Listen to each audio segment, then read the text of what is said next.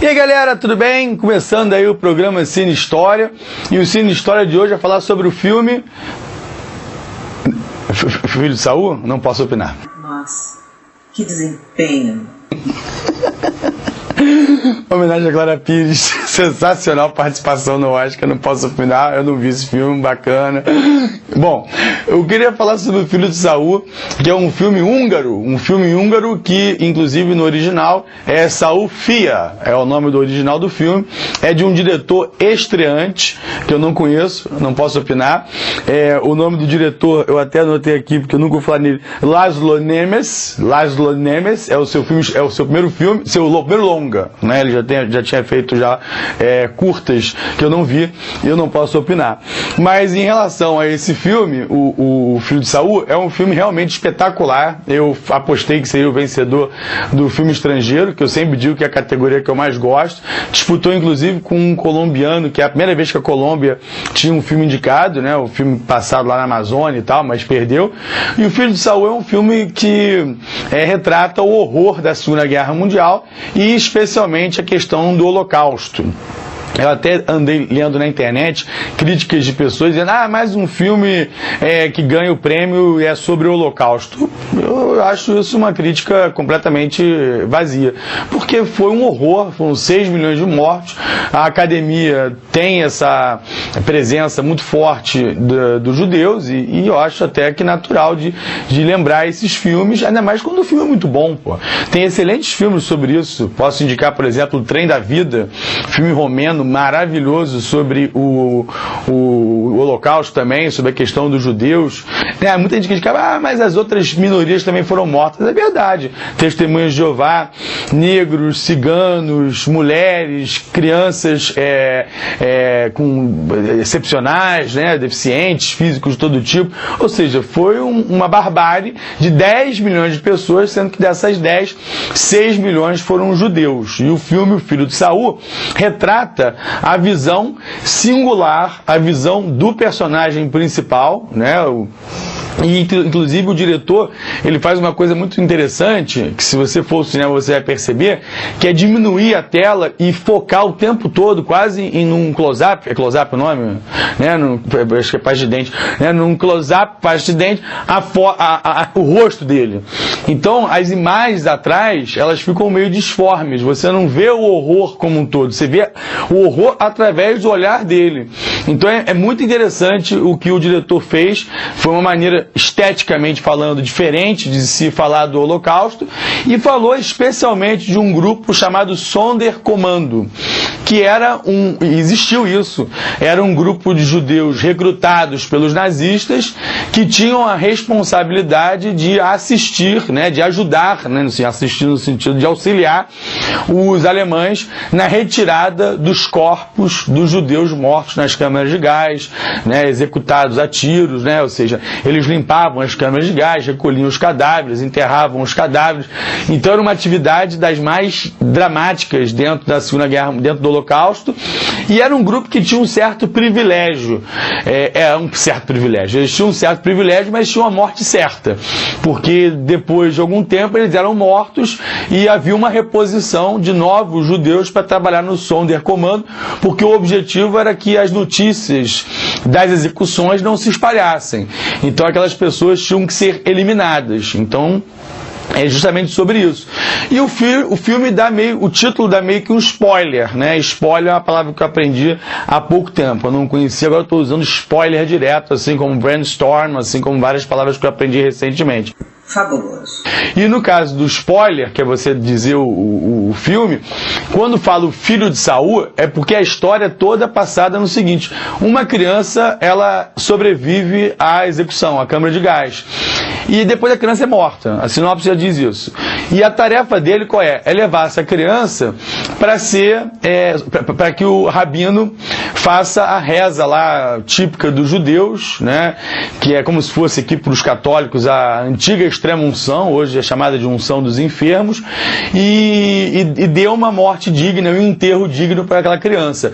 Mas a paternidade do protagonista com aquela criança não fica muito definido, não fica muito claro se é realmente filho dele ou se é uma representação né, de um judeu cada vez mais humano diante de um momento da história absolutamente desumano, né? Então eu acho que não ficou claro isso, hora nenhuma no filme, se de fato é o filho dele ou não é do protagonista do filme.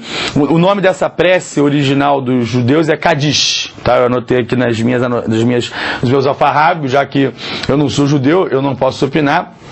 Eu não posso comentar, mas é o Kadish, esse tratamento.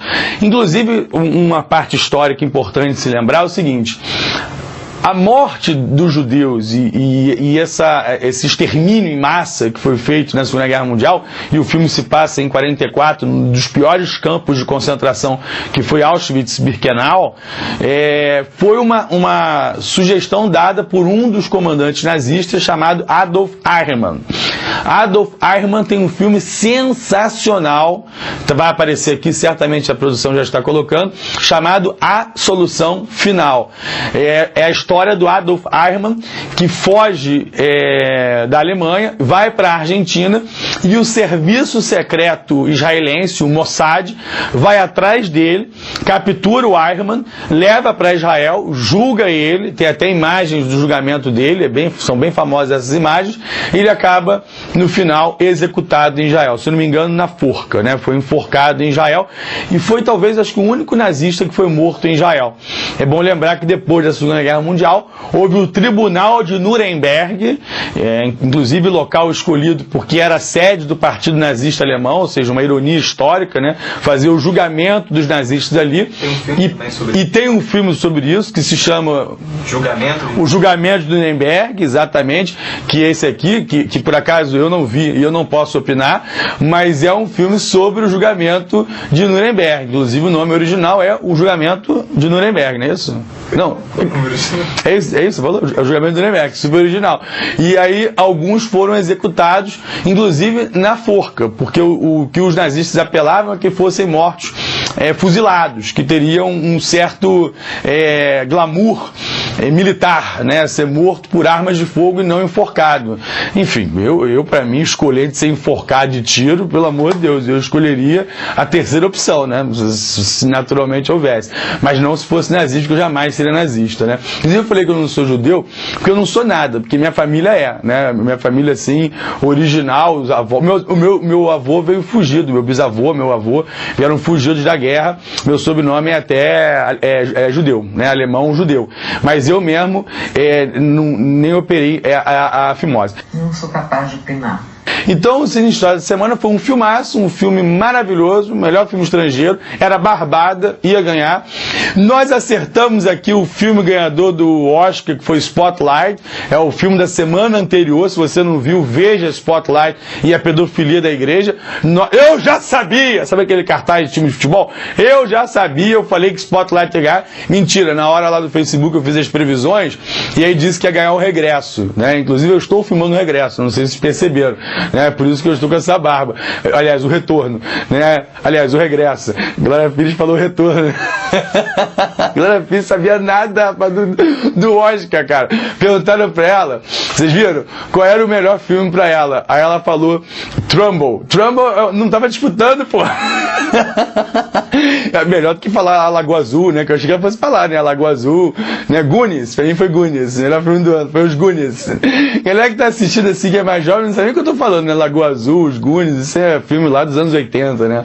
A Lagoa Azul 1980. Os Goonies deve ser um pouquinho mais pra frente, 84, né? Por aí. Enfim, é isso. E na semana que vem, vamos voltar a escolhas, né? Porque como na semana passada houve um empate entre Spotlight e o filme de Saul Fia, né, que no original, filme de 2015, 2016, nós temos duas opções. E para quem reclama de filme de judeu, mais uma vez vamos falar de um filme que tem a ver com a temática judaica, que é Munique, que é sobre as Olimpíadas de 72 e o atentado perpetrado pelo Setembro Negro, que era um grupo palestino que invade a Vila Olímpica e sequestra os atletas israelenses e provoca uma reação do governo de Israel. Por isso que eu estou falando que é mais um filme que tem uma temática próxima disso, mas eu vou enfocar muito mais a questão da Olimpíada, inclusive falar da nossa Olimpíada e os riscos que essa nossa Olimpíada pode ter. E O outro filme é o... Aqui, né? Desculpa, eu tô apontando para o outro lado.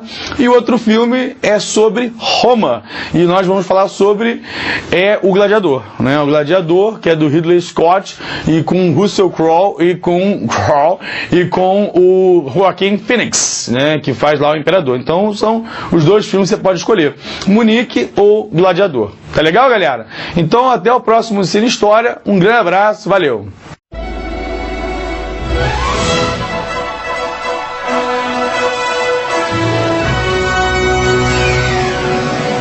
Você acha que Lady Gaga leva essa? Não posso opinar.